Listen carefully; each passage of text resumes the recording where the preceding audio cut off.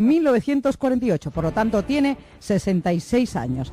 Fernando nació en Madrid, Jorge en Tánger. Jorge estudió Ciencias Políticas y Sociología, Fernando Filología Románica. Jorge empezó, nos dijo aquí hace muy poco, en una entrevista que no dejó indiferente a nadie, tenemos que decirlo. Incluso muchos cambiaron de opinión. Antes me lo definió a través de mi cuenta en Facebook alguna persona. Yo lo veía antes como chaquetero y tal, y ahora la verdad es que con lo que le he escuchado hoy me ha caído muy bien. Bueno, eso fue en este programa. Aquí él mismo se definió, a los 15 años era fascista, fue secretario general de AP, mano derecha de Manuel Fraga, militó en el PSOE, asesoró al PC y ahora ha aterrizado en la pista de Podemos. Fernando Sánchez Dragó, militó en el Partido Comunista, pasó unos meses en la cárcel y 7 años en el exilio. Se ha definido a sí mismo como anarco-individualista, liberal, heterodoxo y radical. Admirador de Margaret Thatcher y las filosofías orientales. Con esos ingredientes ha construido un camino personal orientado hacia la salida del sol. Y el sol siempre sale por la derecha. ¿Puedo añadir alguna postilla? Hombre, Lo de anarco-individualista lo dije hace 25 años. Yo ahora no tengo ninguna etiqueta y tampoco soy admirador de la Thatcher. Eso para empezar. Sigamos. ¿Desde cuándo, por cierto, cómo os conocisteis brevemente, Jorge? ¿Cómo os conocéis los dos? Ni lo recuerdo. Ni lo recuerdan. Uy, qué profundo, qué interesante. Yo le conocí porque leí un libro suyo. Acércate al micrófono, Jorge, muy importante. Le conocí porque leí un libro suyo. ¿Uno solo? Aquel libro sobre la magia. No, sobre la magia, no, sobre España. Sí, sobre la España mágica. Gárgoles y Avidis. Eso es. Yo sí recuerdo cómo te conocí. La primera imagen fue una noche después de cenar en un local, en una especie de restaurante, taberna, bar de copas que se llamaba el Barrio Latino y que estaba en la calle Augusto Figueroa. Te acercaste, me hablaste de ese libro y así nació nuestra amistad.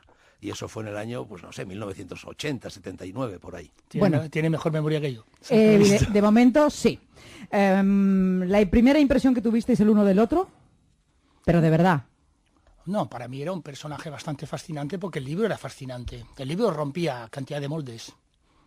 Mira, tratar de oponernos a Jorge Verstringe y a mí es inútil. No. Yo al respecto, una cosa es que Jorge Verstringe y yo, en nuestras reflexiones pensemos distinto acerca de algunas cosas relativas a la política. Y otra cosa es que no estemos unidos por algo que une mucho más que las ideas, que es la consanguinidad de sentimientos. Eso es verdad. Entonces, Jorge es un señor que arrancó de donde yo estoy ahora más o menos, y yo arranqué de donde él está ahora más o menos, pero yo siempre digo que él y yo transitamos por la misma autopista porque somos los dos personas que no nos atenemos a las ideas recibidas, que estamos en continua rebelión contra el discurso de valores dominantes. Te he preguntado por la primera impresión que tuviste de él y no me has contestado y ya te has ido por... Ya tuve esa impresión entonces. Vale, muy bien. Sí, pero un momento. Hay un grado mayor de originalidad en mí, porque yo no empecé en la izquierda sino en la derecha y termino no en la derecha sino en la izquierda. Mientras que tú eres anarquista de derechas.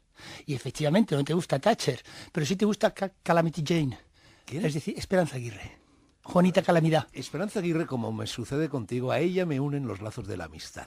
A ella me ¿Ves cómo era? Los lazos de la consanguinidad emocional. A ella me une el hecho de que somos vecinos, para que compare, como sabes, desde hace 30 años. Pero, insisto, Jorge, no me adjudiques etiquetas porque no admito ninguna de anarquista, me estoy metiendo contigo. Ninguna etiqueta.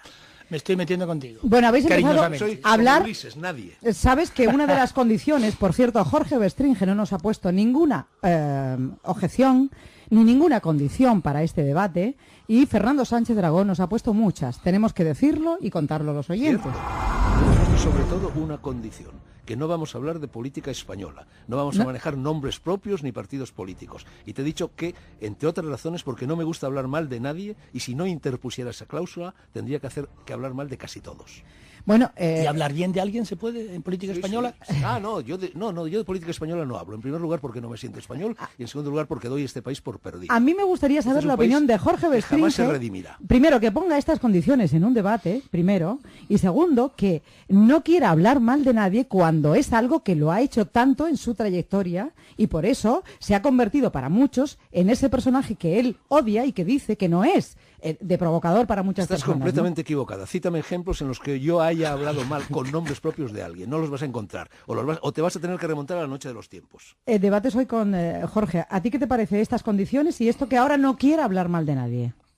Bueno, él es que es muy asiático en sus planteamientos filosóficos y por lo tanto querrá que hablemos de Tailandia, de Camboya, de Vietnam. Ah, sí, prefiero hablar de Tailandia. Ya, si te conozco muy bien. Pero eso es no mojarse. Mucho más de Tailandia, de Camboya y de Vietnam que de la política española, No te vayas por ahí. No sé nada porque no me informo. Y sobre todo porque sabes mucho más de eso que yo. Vamos a ver, primero... Y tú del otro. Sí, por eso no quieres hablar del otro. Tú aceptaste estas capitulaciones, Isabel. No, yo no he aceptado nada. Mira, esta mañana, según salía hacia aquí, mi mujer, Naoko, me ha dicho algo que me dice constantemente. Dice que los españoles, en cuanto hay dos españoles juntos, hablan de política. Es verdad. Yo no entiendo por qué existe esta obsesión por la política en este país. Yo he vivido 25 años, se dice pronto, en otros países donde nadie nunca me ha hablado de política. Eso depende de qué momento de la comida, porque al final siempre se habla de sexo.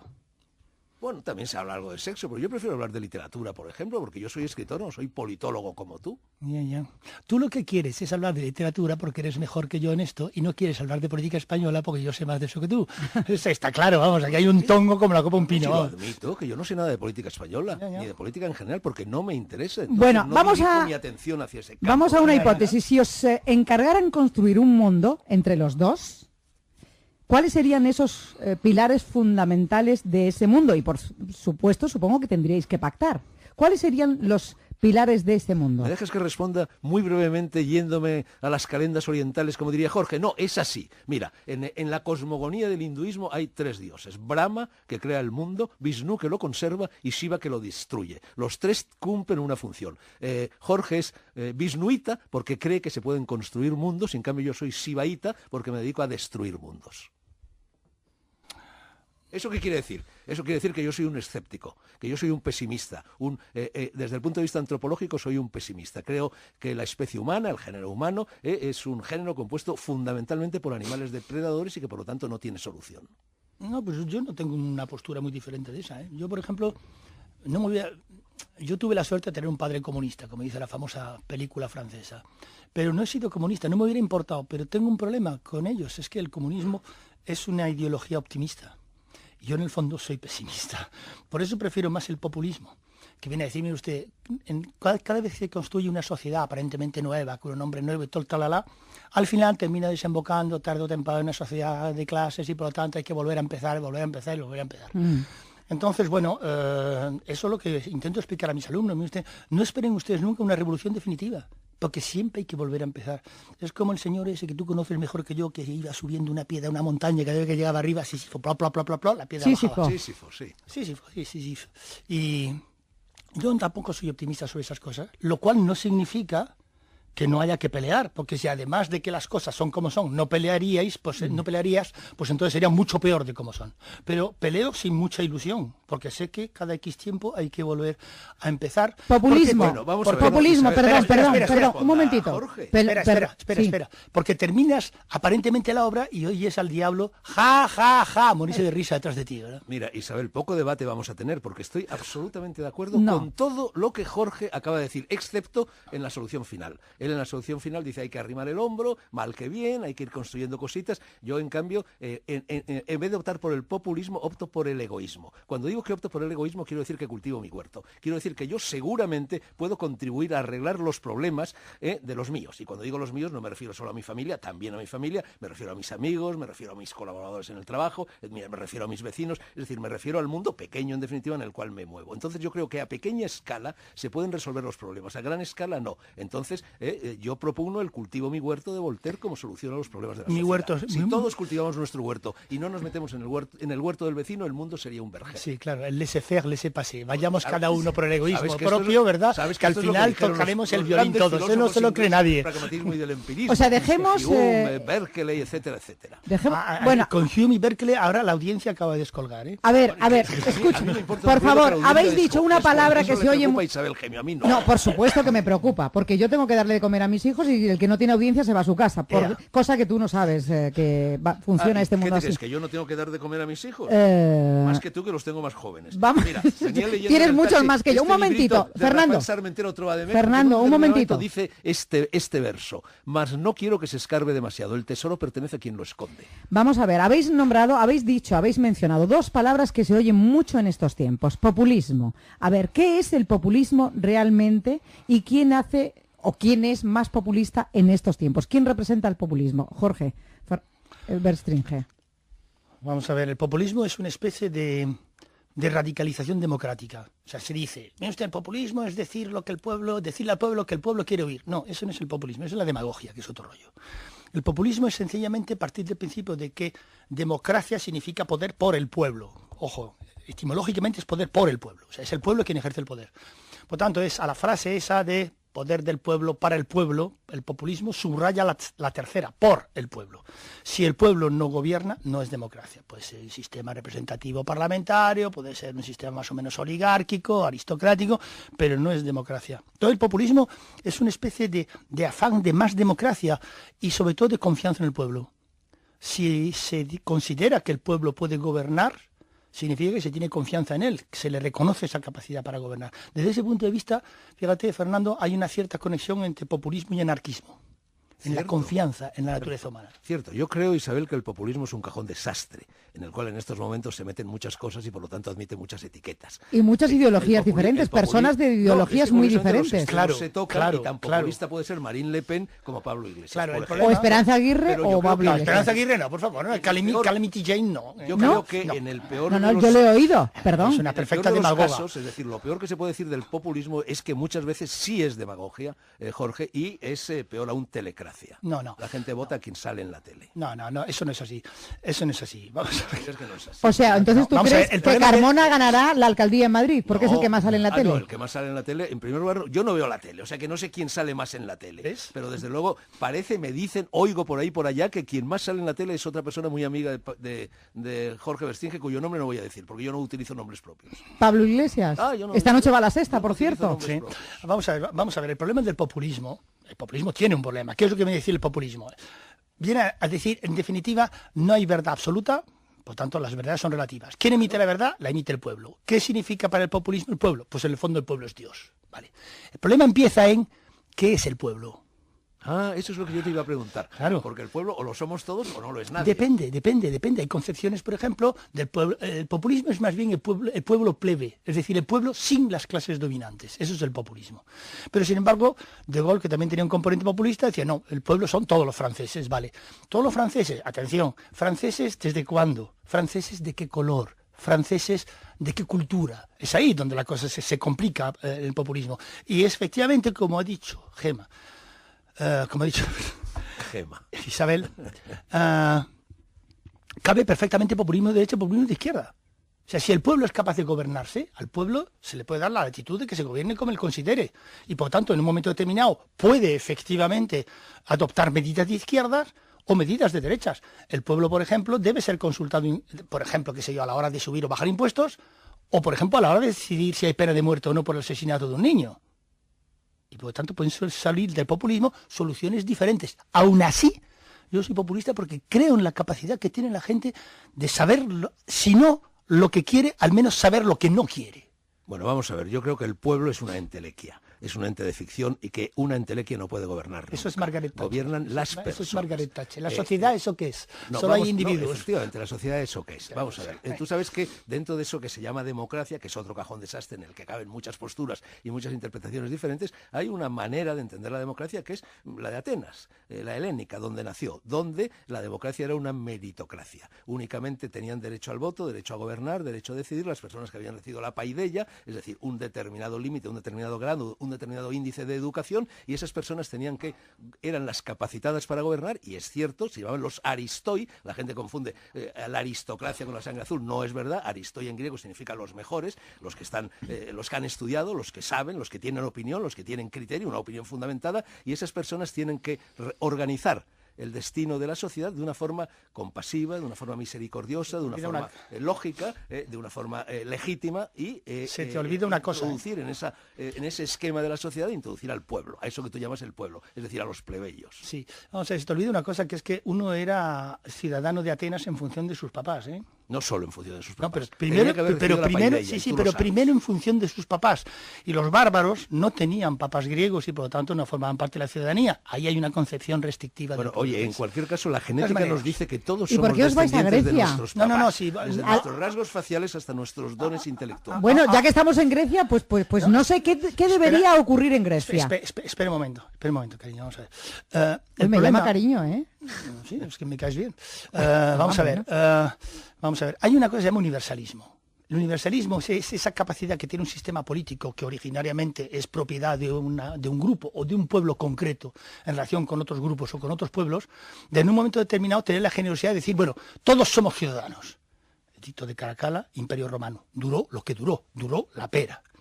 En contraposición tienes a los griegos, por ejemplo, o a los griegos antiguos, o por ejemplo al sistema nacional socialista alemán. Ahí no, ahí el ciudadano era el alemán, de estirpe alemana, con 4 generaciones de alemanes, y los que no eran alemanes, pues no eran alemanes, y por tanto jamás iban a tener la nacionalidad del imperio, y además las minorías fuera. Claro, lo grande, y en eso yo creo que te confundes, si uno se fija en lo demasiado pequeño, el problema es que uno excluye y dura poco. Si al contrario uno tiene una visión más amplia, de decir, bueno, vamos a ser todos ciudadanos de este imperio, entonces ese imperio va a durar.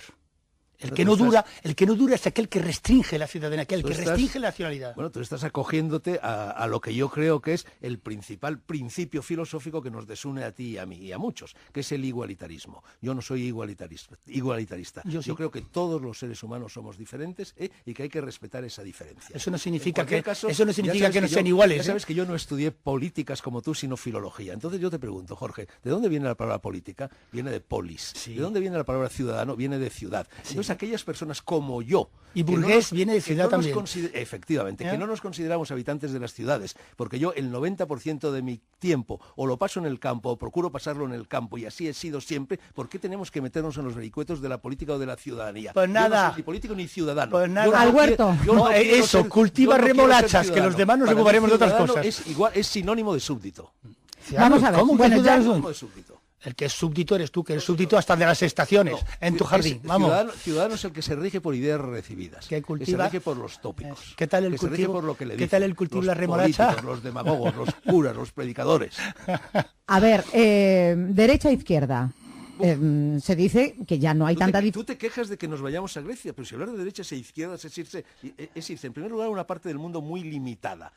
Nadie nunca me ha hablado fuera de Francia, España, Italia, del ámbito europeo y si quieres estadounidense y latinoamericano, nadie nunca ha mencionado delante de mí ni en Estados Unidos tampoco. Las palabras derecha e izquierda. Ni en Estados Unidos tampoco. Sí, en cierto modo el Partido Republicano. Bueno, pero no lo llaman derecha, e izquierda. Bueno, pues ¿qué significa hoy la derecha en España, en Europa, ser de derecha?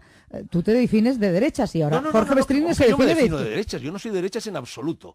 Yo estoy frente a la derecha y frente a la izquierda. Yo no tengo nada Pero que si ver. has apoyado al Partido Popular en sus mítines. Yo puedo apoyar. ¿Y te gusta Esperanza Aguirre? Yo puedo apoyar en un determinado momento, caso por caso siempre, porque yo soy un casuista, a quien en ese determinado momento me parezca mejor. Pero yo estoy frente a la derecha y frente a la izquierda. No admito etiquetas. La derecha y la izquierda es algo que viene del cristianismo. Y yo no soy cristiano. Yo soy anterior al cristianismo, yo soy pagano. La derecha y la izquierda no viene del cristianismo, viene de la colocación en la asamblea. ¿Qué es eso de la derecha y la izquierda? Si en estos momentos hay un partido único. Totalmente de acuerdo. Y por lo tanto comprendo. Estoy de acuerdo. El Partido Socialista es socialdemócrata. Hasta Podemos es socialdemócrata. Todo el mundo es socialdemócrata. Yo no soy partidario de la socialdemocracia. Podemos es lo no más soy parecido del estado del bienestar, sino del estado de la responsabilidad. La socialdemocracia disminuye al individuo porque le arrebata su responsabilidad. El individuo pasa a creer que tiene que descargar los bienes o males que se derivan de su conducta en los hombros ajenos, los de los políticos, los de los alcaldes. Entonces, eso es el liberalismo. Claro. Bueno, eso es liberalismo. Sí, claro.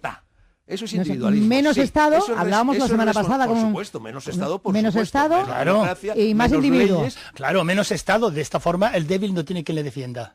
Menos Estado, no hay Estado, el que corre más, el que es más listo, el que es más ladrón, el que es más tal, ese débil, aplasta al resto. El débil tiene que aprender a defenderse un momento, a sí mismo. Espera un momento. Yo creo que en lugar el fuerte no es responsable. Fernando, un momento. Fernando, escucha.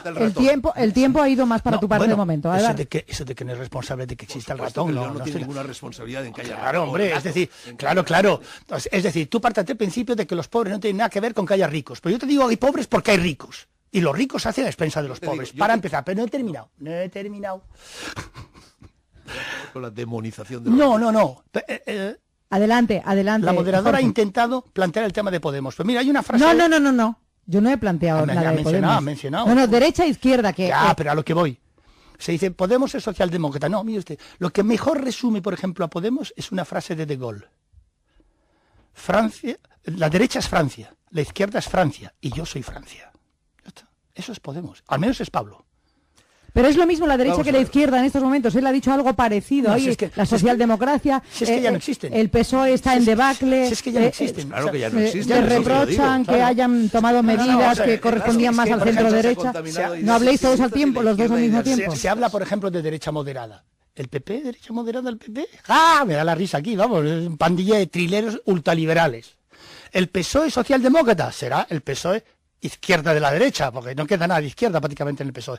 Tanto las categorías, derecha, izquierda, xenofobia, multiculturalismo, todo esto se han vaciado de contenido. Sí, estoy de acuerdo. Y en esto, Pero pero eso- un momento, pero un momento, sobre un momento, una línea un momento. divisoria. Sí, sí, los de abajo y los de arriba. Bueno, Hombre, eso que no. Eso en tu opinión. En mi opinión, lo que hoy distingue a esos que a sí mismos se califican de izquierda o a esos que a sí mismos se califican de derecha es el intervencionismo y la diferencia entre lo público y lo privado. Lo que hoy se llama izquierda apuesta por lo público frente a lo privado por creer que lo público funciona pero mejor, ahí- pero y ahí- lo que hoy se llama derecha apuesta por lo privado frente a lo público por creer que lo privado funciona mejor y es más barato. Así Vamos es. a ver, mira, por ahí estás hablando con un medio francés, ya sabes que los franceses somos estatalistas, intervencionistas y a mucha honra. Somos, has dicho. Sí, ¿Te somos. consideras francés? No. Bien, sí, me parece. ¿Cuál yo es pre- el- yo Te prefería pongo ser los dos francés. DNIs encima de la mesa, los llevo encima. Tengo envidia de ti porque has nacido en Tánger y porque te consideres francés. Yo me considero Jorge, francés. él ha dicho características de la derecha. Dime tú características de la izquierda de ahora mismo. Si no hay. No, yo he hablado también de características de la izquierda. He dicho que la izquierda es intervencionista Sí, y apuesta sí, por lo público. por lo Vamos a ver, público. Frente a la derecha que apuesta por izquierda, lo contrario. vamos a ver, volvamos a mi padrastro comunista, que me decía, mira, todos los partidos básicamente defienden los mismos valores, libertad, igualdad, seguridad, prosperidad, justicia, todos. Socialdemocracia, ¿no? socialdemocracia, Me decía, ideas recibidas. escucha, Déjalo hablar, vaguedades, Fernando. mi padre decía, la diferencia es cómo los jerarquizan, quién pone arriba la libertad, quién pone abajo la igualdad, quién pone arriba la igualdad, quién pone abajo la libertad. Y me dijo una cosa que en gran parte me ha llevado a mí al populismo. Me decía, pero hay una línea divisoria entre la derecha y la izquierda.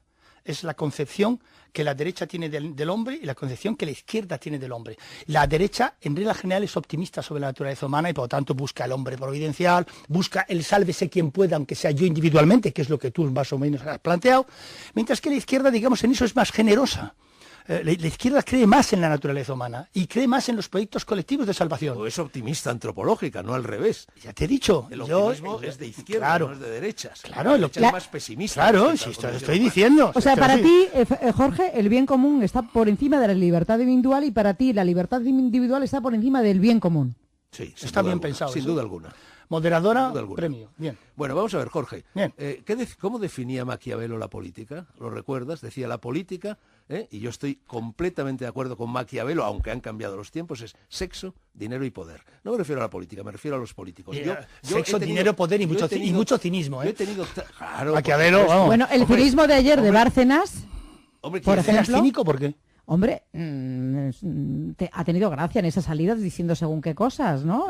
Le hizo caso a Rajoy siendo fuerte, diciendo según qué cosas, lo de la caja B. Moderadora. Yo conozco a Bárcenas. Tengo un nombre, Isabel, Esa ya lo que sé, me ya lo gusta sé. mucho. Ya, pero es que de como mi estamos madre. estamos en pugilato. Isa. No, Isabel, a mí no me cortes el nombre. No estamos en a lo que voy. pugilato, ¿eh? Yo no cruzo guantes con nadie, y menos con No, pero ella sí, pero Isabel sí quiere que lo haya. Isabel es muy Vamos a ver, un debate Yo que voy a es. decir una cosa. Hombre, no quiero que os peguéis, yo no quiero que os Yo peguéis. conozco... Nunca, porque Yo no quiero tanto que Jorge esté- como yo manejamos no opiniones que no son duraderas, que son siempre transitorias, manejamos convicciones. Yo sé que no voy a convencer a Jorge de nada y él no me va a convencer a mí de nada, porque No, tenemos tampoco te pongas así, porque ¿eh? tenemos a nuestra edad Qué exagerado eres. convicciones. Entonces, como si quieres convencer a un cristiano de que nunca ha habido una virgen que diera a luz un niño o que nunca ha habido una persona que resucitó a los 3 días. No le vas a convencer nunca, pues está porque claro. es una cuestión de Eso fe. está claro, Entonces esto claro. no es un debate. Bueno, Esto pero no es vosotros habéis cambiado mucho de ideas y eso, Por eso, que porque- gente que no lo soporta, y de hecho cuando estuviste aquí, muchas personas a mí a través de Facebook y tal me decían, porque yo lo creía un chaquetero, pero hoy lo que ha dicho pues no me parece tan Pero mal, Jorge- es decir, las Jorge es etiquetas. lo contrario de las un chaquetero. Por eso, Es decir, bueno, un chaque- es que pero este- que la gente tiene derecho a cambiar es que de en este opinión, país que es vuestro que Eso es lo caso. natural. Uno tiene que ir cambiando de opinión a lo largo de la vida, según las circunstancias y según lo que la vida le va enseñando. Eso es lo natural. Chaquetero es una persona que cambia de opinión, no de acuerdo con sus convicciones, reflexiones y deducciones, sino para arrimarse al sol que más calienta. Sí. Eso ni Jorge Eso ni es yo lo verdad. hemos hecho jamás. Eso al es verdad. contrario. Por Pero lo en general este nos hemos país- arrimado al sol que menos calienta. Pero en Sí. este país se lleva Claro, porque fatal. en este país tienes que ser una cosa. Es el monolitismo español. Tienes que ser o torero o futbolista, o prosista o poeta, o de izquierdas o de derechas. Pues no, señor. Se puede ser algo intermedio, se puede ser varias cosas al mismo tiempo. Y se puede ir cambiando de postura y cambiando incluso de profesión. Y cambiando de oficio y cambiando de todo a lo largo de la vida. Eso que ha dicho Fernando, se puede ser varias cosas al mismo tiempo. Y no estar loco, como diría algo. No, y no estar loco, ni mucho menos, al contrario, comprender la complejidad de la existencia, la complejidad de lo que ves. Pero se ha mencionado Bárcenas aquí. Isabel, Bárcenas está diciendo la verdad, cuidado. Yo conozco a Bárcenas hace muchos años, su mujer fue secretaria mía durante un año, sí, él era subgerente cuando yo era secretario general de la derecha. Bárcenas está diciendo la verdad, no nos engañemos, eso es así. Lo que pasa es que hoy, fíjate, yo venía en el taxi y venía triste. Sí, de verdad, pues venís los dos igual, porque los dos venís tristes lo que pasa hoy. Es que luego, bueno, aquí está Isabel, tal, coge además muy bien fuera, me fuma un cigarrillo con un buen amigo mío y tal. Mal hecho. No, pero pensar que todo el mundo sabe que Bárcenas está diciendo la verdad. Todo el mundo lo sabe. Y sin embargo, tienes un presidente del gobierno que en reacción a eso hace lo que en Francia se llama hacer pises sobre un violín. O sea, le entra por una oreja, le sale por la otra, se la suda, vaya. O sea, es un gobernante ilegítimo e indigno. Cuando uno no es ni capaz de contestar a una persona que te está diciendo una cosa y porque te molesta dices ese individuo. ¿Qué leche ese individuo? Bueno, yo también creo que Bárcenas está diciendo la verdad. En cualquier Tenga caso, duda. no sé mucho de Bárcenas y no me importa mucho Bárcenas. Digamos que Bárcenas me la sopla. Yo preferiría seguir hablando de sexo, dinero y poder. Yo te estaba diciendo, Jorge, que todos los políticos, o casi todos, la verdad es que casi todos, porque siempre hay excepciones, que yo he conocido a lo largo de la vida, y desde que me metí un poco en política en los años, a los 18 años, en la era del antifranquismo, hasta el día de hoy, he conocido a bastantes políticos. Yo nunca he conocido políticos que verdaderamente estuvieran inspirándose para su conducta en el bien común. Estaban inspirándose todos ellos o casi todos ellos en la búsqueda del poder. Yo diría que del dinero algunos y del sexo ya ni eso, que por lo menos lo rescataba un poco, los hacía más humanos. Yo diría que desgraciadamente the human nature, que decía un sociobiólogo, hay muchos políticos que empiezan defendiendo el bien común y después con los años pues empiezan defendiendo su bien particular, ¿no? Sobre poder, sexo y dinero. Como yo a los 18 años era comunista y ahora ya no lo soy, claro, sí, eres más idealista a los 18 años, por supuesto. Pues yo, ¿Y por qué? ¿La edad tiene que influir en eso? Por supuesto que influye la edad, sí señor, hombre, bueno, eso en el idealismo, en la rebeldía. Es una cosa vieja como el mundo. No, rebelde, perdóname, pero no en mí, ¿eh? No, ni tampoco en mí. Pero tú y yo somos excepciones desde ese punto de vista. Ya he dicho, nosotros somos de los que rompen la baraja, continuamente. Tú sabes perfectamente que quien se desmarca. Tú sabes perfectamente que quien tiene poder, bueno, el poder siempre corrompe, ¿no? Y si no corrompe, como mis alumnos me lo han preguntado muchas veces, el poder corrompe, he dicho, ¿no? Corromper no, el poder a partir de cierto tiempo en que lo vas ejerciendo te vuelve gilipollas, que es otra historia. Te corta en el fondo de la realidad, te aísla, escucha. Pero todo el mundo sabe que el poder conlleva el sexo, como es evidente. Pero si no tienen tiempo. Oh, sí. Sí. Bueno, señor Berstringer. Con los calcetines puestos, si es necesario. ¿Pero qué me dices? Siempre hay 5 minutos. Pues claro. 5 minutos, claro, aquí te pillo, aquí te mato de los bueno, es lo que sea, es que para el reposo del guerrero, ya sabes, después de un meeting, estas cosas, ¿no? Sí. Bueno, llegamos a ese momento. Pero un momento, el poder no tiene por qué llevar al dinero. Yo, por ejemplo, he tenido mucho poder y jamás robé un duro. Bueno, porque no me interesaba, porque no era mi rollo. Los políticos, la tentación del poder es prácticamente universal, la del dinero no siempre y la del sexo tampoco siempre. Ahora, tú estás dando por hecho que a todo ser humano, o a casi todo ser humano, le atrae el poder. A mí nunca me ha atraído. A mí el poder me repugna, me parece una complicación. Yo te voy a contar solo una cosa. Cuando yo hice la mili, yo hice mili de verdad, de zapador, nada más llegar al cuartel, me hicieron la filiación y el teniente, que era una persona muy agradable y muy simpática, yo era ya licenciado en filología y él lo sabía. Ya está hablando de él, ya está hablando de él. Me preguntó, ¿sabes leer y escribir? Y yo dije, no. Me miró, sonrió y me dijo, no quieres que te hagamos cabo, ¿verdad? Y dije, efectivamente, no quiero ser cabo. Yo nunca he querido el poder. Menudo lío el poder, por favor, va de reto el poder. ¿Ves? Es el egoísmo típico del anarquista individualista. Porque fíjate, hay una cosa que a mí me entristece. Sí, yo he tenido mucho poder y ahora no tengo ninguno. Daño a nadie, escucha, Fernando, ya no tengo ninguno. Y yo me acuerdo, hubo una época en la cual a mí me llamaba un señor, me decía, mi hijo no tiene trabajo, ayúdenos. Y yo descolgaba el teléfono y en 15 minutos resolvía el problema. Mi drama hoy es que cuando hay muchos padres que me llaman y dicen, ayúdame, que mi hijo lleva 8 años sin encontrar un puesto de trabajo, entonces te lo estoy diciendo, ya no tengo poder, ya no tengo la capacidad de poder ayudar a la gente. El poder te permite ayudar a la gente. también hacerle la puñeta, ¿eh? Pero el poder bien ejercido no es negativo a priori, al contrario, puedes hacer el bien. A mí me gustaría, a algunas personas, pero a costa de no ayudar a los demás. A mí me gustaría que... La única forma de ayudar a ese que te llama pidiendo el trabajo para los hijos, dígale a su hijo que se apriete el cinturón, que salga a la calle, que busque trabajo, que se ingenie, que sea un hombre. Coño. El típico anarquismo ultraliberal, que se apañe, que se joda, el loser, el perdedor. Que se joda lo has dicho tú, he dicho que se yo simplifico. Cosa de decir, no le des peces a una persona que no tiene que comer, dale una caña y enséñalo a pescar.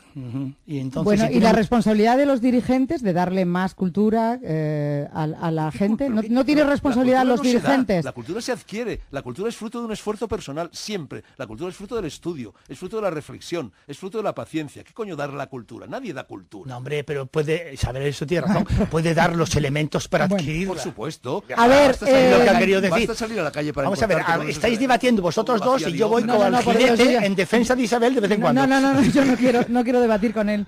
Vamos a ver, de esta crisis se habla de otra forma de gobernar, que la gente que ha salido a la calle, tanto en Grecia como en España, en fin, en Portugal, en Europa, está demandando otra forma de hacer las cosas, precisamente para que las tentaciones del dinero, por ejemplo, la corrupción, etcétera, se elimine. Eso la gente lo tiene muy claro, además de querer trabajo para sus familias, quiere que la corrupción se elimine. ¿Vosotros qué opináis de ello? ¿Qué debería hacerse? ¿Va a salir una nueva forma de gobernar de Grecia y de este año electoral que nos espera? ¿Debería salir otra forma de gobernar? ¿Tenemos que seguir con lo mismo? Yo nunca voy a manifestaciones porque creo que la persona se convierte en hombre masa cuando acude a una manifestación y por lo tanto creo que las manifestaciones solo sirven para agravar los problemas, no para resolverlos. Y por otra parte, ¿qué es un político? Un político es un señor que vende a los demás la idea de que existen problemas que se pueden resolver cuando esos problemas no se pueden resolver y de que es él el que puede resolverlos, para lo cual tenemos que pagarlo. ¿Sabes una cosa? Suicídate. ¿No quiero? Pues deberías, porque no vaya perspectivas tiene, guapo. Pero no me suicidaré nunca porque haya una crisis general, una crisis universal, una crisis económica. En todo caso, si me suicido, será porque tengo una crisis personal. A lo que voy. Grecia. Pero siendo tan egoísta se puede ser feliz. No soy egoísta. Eres egoísta, has pensado solamente en los tuyos, Fernando. No, señor, los míos en sentido amplio y sin hacer daño. Y los demás que se mueran, que se queden ahí. Isabel dice verdad. Isabel dice verdad. ¿Qué es lo que tiene que salir de Grecia? En la medida de lo posible, otra forma de gobernar, con más poder